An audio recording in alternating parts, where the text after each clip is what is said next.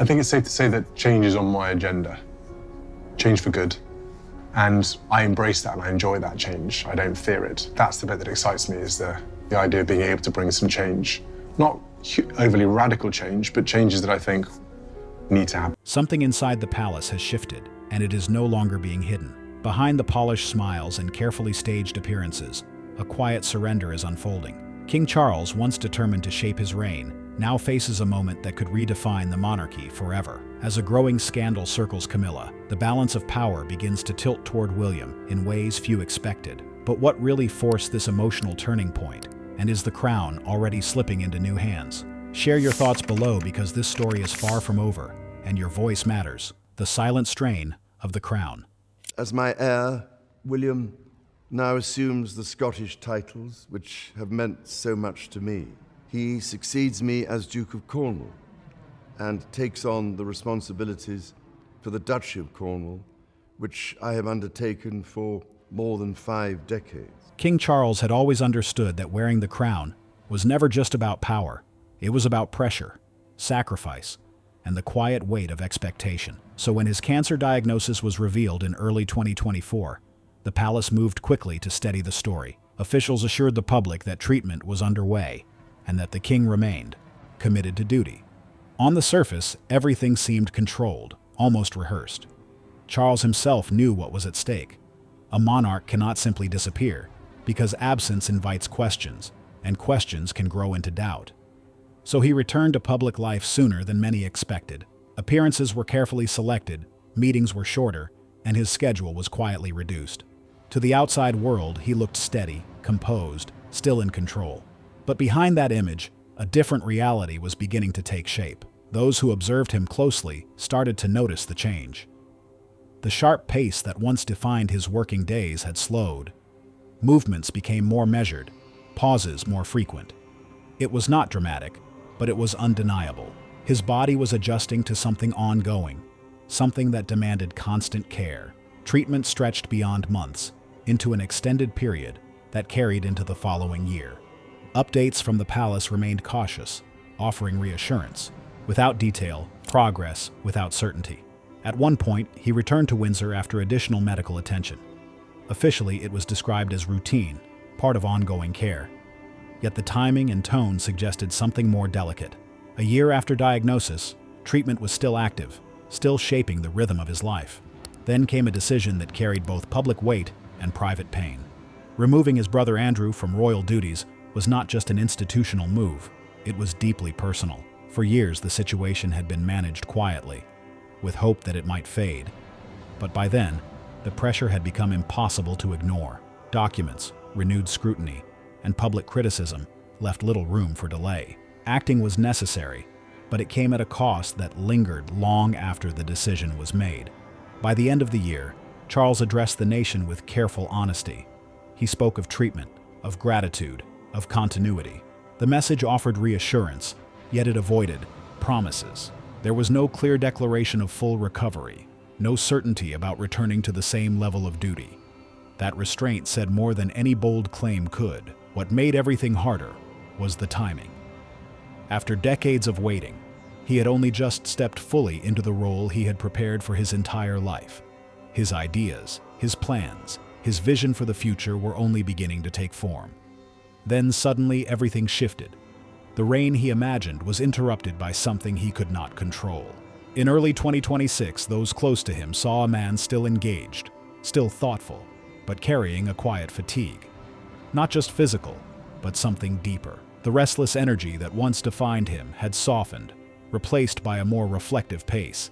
He continued his duties, but there was a growing awareness of the distance between what he had planned and what he could actually achieve. That gap did not go unnoticed. Within the palace, attention slowly began to shift.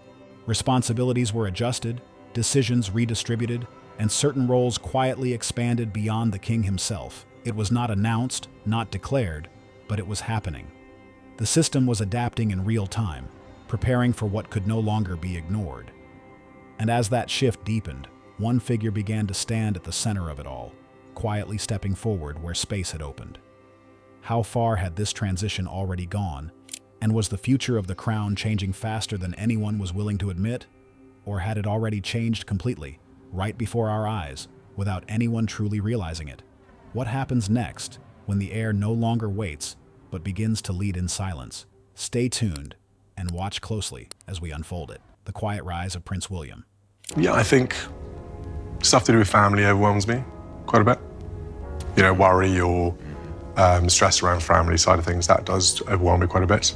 But in terms of, you know, doing the job and things like that, I don't feel too overwhelmed by that. The change in Prince William's role did not arrive with trumpets or royal declarations. There was no grand ceremony, no official statement telling the world that something new had begun. Instead, it unfolded quietly, almost like a slow turning tide. Easy to miss at first, but impossible to ignore once it gathered strength. Those who closely watched the inner workings of the monarchy began to notice subtle signs sometime around the middle of 2025. What they saw was not random. It was a clear pattern forming. William's calendar started to fill in a way that felt different. These were not routine appearances or supportive roles beside his father, King Charles III. The events he attended carried real weight, moments where decisions mattered, where presence alone sent a message. It became harder to describe him as simply stepping in. He was no longer standing in the background. He was stepping forward. One moment, in particular, captured global attention. In November 2025, William traveled to Brazil to represent the United Kingdom at COP30, a major international climate summit. This was not just another royal tour. It was a stage where world leaders, policymakers, and global voices gathered to shape the future of the planet. For years, Charles had been deeply connected to environmental causes, often leading these conversations himself. But this time, he did not attend. William did. And when he arrived, he did not act like someone filling a temporary gap. He spoke with confidence, engaged with purpose, and carried himself like a leader already trusted with responsibility. The world responded in kind. He was not seen as a substitute. He was seen as the voice. Back in Britain, the changes were quieter, but even more telling. Inside palace walls, access is everything. Who gets briefed? Who sits in on discussions? Who is trusted with sensitive information? These are the real signals of power. William's office began receiving documents and insights that once went directly to Charles. Officially, this was described as preparation, a way to ensure smooth continuity if needed. But those paying attention understood there was more beneath the surface. This was not just preparation, it was an activation. At the same time, a major internal challenge gave William the chance to prove himself. The situation involving Prince Andrew had placed enormous pressure on the monarchy. Public trust was at risk, and the palace could no longer delay action. Behind closed doors, William did not remain silent. He pushed for a response that was firm and immediate. It was not an easy position to take, especially within a family bound by history and loyalty, but he understood what was at stake. That moment revealed something important. William was willing to make hard decisions, even when they came at a personal cost. And inside the palace, that kind of clarity does not go unnoticed.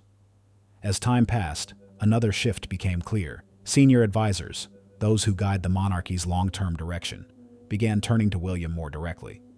Conversations about strategy, public image, and the future were no longer centered solely around the king. William was not being guided through decisions anymore. He was helping shape them. Alongside him stood Catherine, Princess of Wales, whose return to royal duties added strength to this evolving picture. Her presence brought balance and stability. She was not just appearing at events, she was building meaningful work, especially in early childhood development. Together, they projected something powerful, not just readiness, but unity. But as William's influence grew, another dynamic began to shift in a quieter, more delicate way.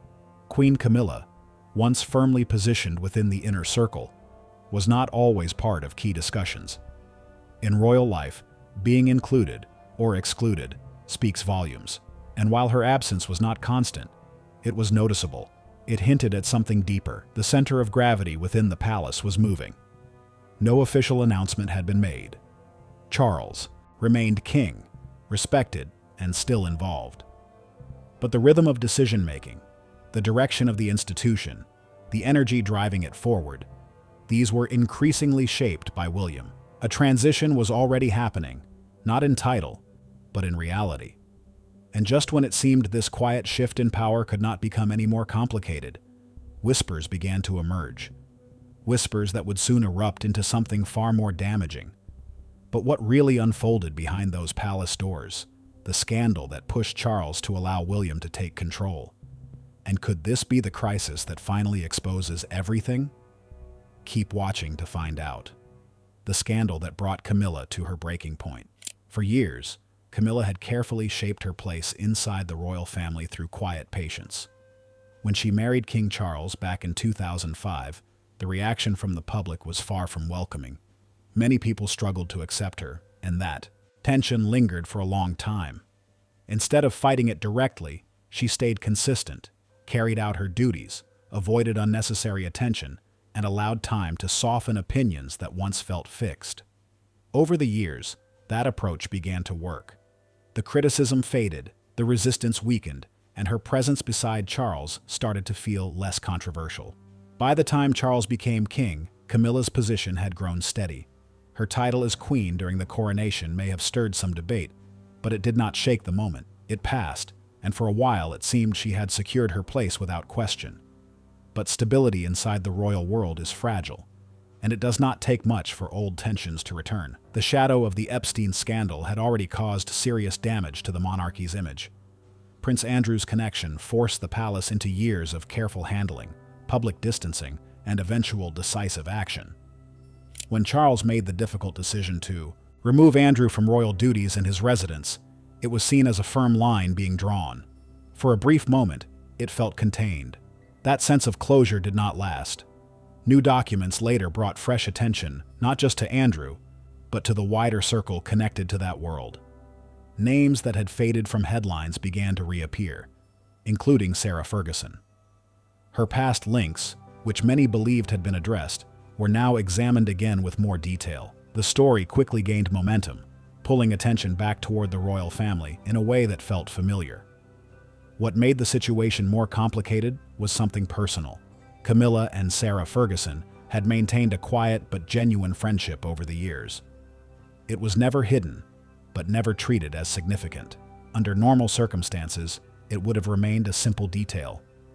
Two women who had lived complicated lives under public scrutiny, finding common ground in shared experience. But these were not normal circumstances. With pressure building again around anyone connected to Andrew's past, that friendship suddenly carried a different weight. What once seemed harmless now appeared risky. Inside the palace, concerns grew about how this connection might be viewed, especially when public trust was already fragile. A clear message followed. The connection needed to disappear from public view. It was not framed as criticism, but as a decision to protect the institution. Still, the meaning was clear. Camilla understood palace language well enough to know when something was a suggestion and when it was a line not to cross. In the weeks that followed, she did not address the situation publicly. There were no statements or visible changes. She continued her duties, calm and composed, but the silence began to speak louder than words. Observers noticed. Questions rose. Why was there no clarification? Why no response? In an environment where silence fuels speculation, the lack of explanation allowed the story to grow. The tone of coverage began to shift. It was no longer about past controversies but current concerns tied to the monarchy's reputation. Even voices that once supported her sounded uncertain. Social media intensified the reaction, spreading criticism quickly. Inside the palace, the impact was harder to ignore. The image of Camilla as a steady figure beside the king began to show cracks. For Charles, this carried deeper weight. He had spent years securing her place, standing by her through doubt. Now, with his own health limiting his ability to manage challenges, her position was once again a concern. Those around him tried to manage the situation quietly, shielding him from the most difficult pressures where they could. But Charles understood the reality. He could sense the shift, the cooling atmosphere, the subtle change in how things were being handled behind the scenes. And when the balance inside the palace begins to tilt, it rarely stays contained for long. William stepping forward as influence quietly changes hands, And is this transformation happening by design or by necessity? Stay glued to your screen as the next move reveals more than anyone expected. The hidden power shift inside the British monarchy. With Catherine beside him, our new Prince and Princess of Wales will, I know, continue to inspire and lead our national conversations, helping to bring the marginal to the center ground, where vital help can be given. For generations, the strength of the British monarchy has never come from loud announcements or dramatic changes. Instead, it has survived by moving quietly, adjusting behind closed doors, and making major decisions feel almost invisible to the public eye. Nothing ever appears rushed, and nothing ever looks like a crisis, even when it is. That same careful pattern began to unfold once again inside Buckingham Palace, where subtle but powerful changes started taking shape without a single official declaration. At first, the shift was easy to miss. There were no headlines, no speeches, no formal acknowledgement. But behind the scenes, something far more calculated was happening. Documents that once moved directly and exclusively through King Charles III's office began quietly, including another name, Prince William. What was described publicly as routine continuity planning slowly revealed itself to be something much deeper. Of course, continuity planning is not unusual. Every institution prepares for the future. But within palace walls, the frequency and depth of information now being shared with William's team raised eyebrows. This wasn't just preparation. It felt like participation. Insiders began to notice that William was no longer simply being informed. He was being involved, consulted, and in some cases, relied upon. That shift became even clearer in the royal schedule itself. Traditionally, events and engagements revolved around the king's availability. His calendar shaped everything. But now invitations were quietly being redirected, first to William's household. In some instances, he stepped in where his father once would have. In others, Charles still appeared, but only after William had already been fully briefed behind the scenes. To the public, it looked like a son supporting his father. But inside the palace, the meaning was far more significant. The balance was changing. The center of attention, and more importantly, the center of responsibility, was slowly moving. Even more telling was what began happening beyond the palace walls. In the British system, the monarch's relationship with the government is constant and essential. It relies on regular, trusted communication. And now, William's team was building those same connections. Departments that once dealt almost entirely with Charles's office were now opening direct lines to William. This wasn't accidental. It required planning, agreement, and quiet approval from the highest levels. Step by step, the groundwork for a future reign was being built, without ever announcing that it had begun. What made this transition even more delicate was the care taken to protect Charles himself. Despite the growing shift, he remained informed and involved. Nothing moved forward without his awareness. The intention was not to replace him, but to shield him, to ease the weight of leadership at a time when his health demanded careful management, while ensuring the monarchy never appeared uncertain or unsteady. But not everyone stood at the center of this evolving structure. Queen Camilla continued her public duties, maintaining her presence and role. Yet behind closed doors, her position began to feel different. The circle where the most important conversations were taking place had quietly tightened, and it did not always include her. No announcement marked this change, but within palace culture, silence often speaks louder than words. Those who understood the system could read the signals clearly. Then came a key moment. A private meeting in late January brought together Charles and his most trusted advisors. No details were released, as expected. But what followed in the weeks after told its own story. William's team gained deeper access. His role became more structured, and his position was described in terms that suggested permanence rather than preparation. By February, something remarkable had taken shape. A dual structure. Charles remained king, visible, respected, and involved in key decisions. But William had become the driving force behind the monarchy's daily operations, its strategy, and its future direction. Two figures, one crown, moving side by side, but not with equal weight. To fully understand this power shift, we need to look at what the Constitution actually says. whether this kind of change is legally permitted or not. Keep watching as we break down every detail and uncover what it truly means for the future. The secret regency plan. Inside the quiet corridors of Buckingham Palace, something far more complex than a health crisis may be unfolding. While the public sees a devoted monarch continuing his duties, those paying closer attention have begun to notice subtle but powerful changes. The kind that are never announced, never explained, but always deeply intentional. At the center of it all stands King Charles III, a man who waited a lifetime to rule, now facing the possibility of ruling in name, but not in power. This is where the idea of a secret regency begins to take shape. Not a dramatic abdication, not a sudden removal from the throne, but something far more controlled and historically grounded. The framework already exists within British law, quietly sitting in place for moments exactly like this. The Regency Act 1937 was designed to ensure continuity when a monarch becomes unable to fully perform their duties. It allows authority to shift without the crown ever being passed on.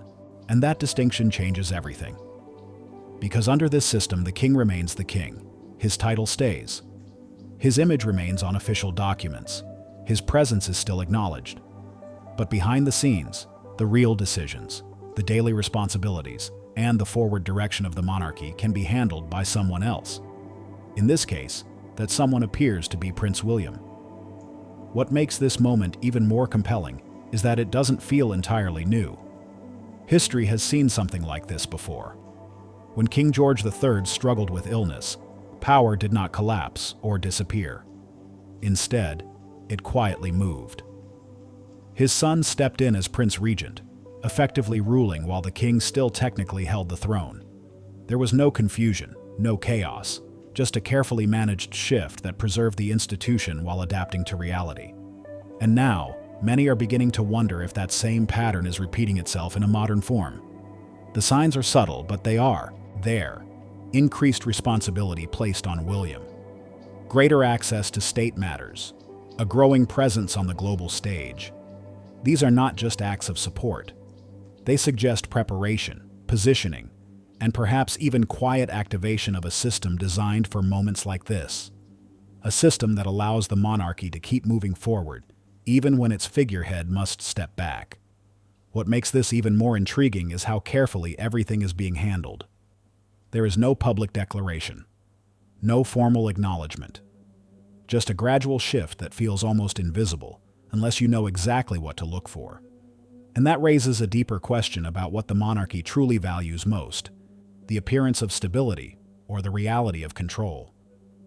Because if power can be transferred without the crown ever leaving the king's head, then what does it really mean to be monarch?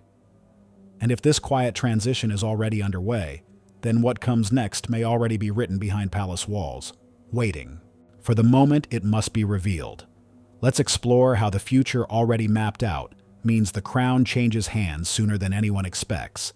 The royal plan of succession. The British monarchy operates with extreme precision, ensuring that every possible scenario surrounding the death of a reigning monarch is carefully planned long in advance. Inside Buckingham Palace, dedicated officials continuously review and update detailed procedures so that when the moment arrives, there is no confusion or disruption. These preparations are designed to preserve stability, allowing the institution to continue functioning smoothly while maintaining the appearance of order to the public and the world. The system ensures that the monarchy absorbs change without visible instability. When a monarch passes away, the first people informed are those closest to the king, including members of the royal family. Shortly after, the Prime Minister is notified, followed by the official public announcement. A formal black-edged notice is placed outside Buckingham Palace, continuing a long-standing tradition that signals the death of a monarch. Across the United Kingdom, flags are lowered to half-mast, and the nation enters a period of mourning and reflection. This coordinated response helps unify the country during a moment of loss. The transition of power occurs instantly. At the exact moment of the monarch's death, the next in line automatically becomes the new king under British law. There is no delay, election, or ceremony required for this transfer of authority. However, the coronation is a separate event. It is a highly elaborate ceremony that may take months to organize, involving significant planning and participation from various institutions. The new monarch is already king in practice before the coronation takes place, which only serves to formally recognize the role. Following the death of a monarch, the body is placed in Westminster Hall, where the public is invited to pay their respects. This period of lying in state allows citizens to participate in mourning on a national scale. During Queen Elizabeth II's passing in 2022, massive crowds gathered to honor her, with people waiting for hours to pass by her coffin. A similar display of public grief would likely occur for King Charles, giving citizens a shared opportunity to reflect and say farewell before the burial ceremony. The planning for a monarch's passing is known internally by a specific code name. In this case, preparations for King Charles are referred to as Operation Menai Bridge, a name inspired by a bridge in Wales connected to his former title as Prince of Wales. This codename reflects both tradition and continuity within royal planning. Preparations intensified after Queen Elizabeth II's funeral, allowing the palace to refine its procedures and ensure readiness for any eventuality. Once the period of mourning concludes, attention shifts to the coronation of the new monarch. This event officially confirms the king's role in the eyes of the church and the world.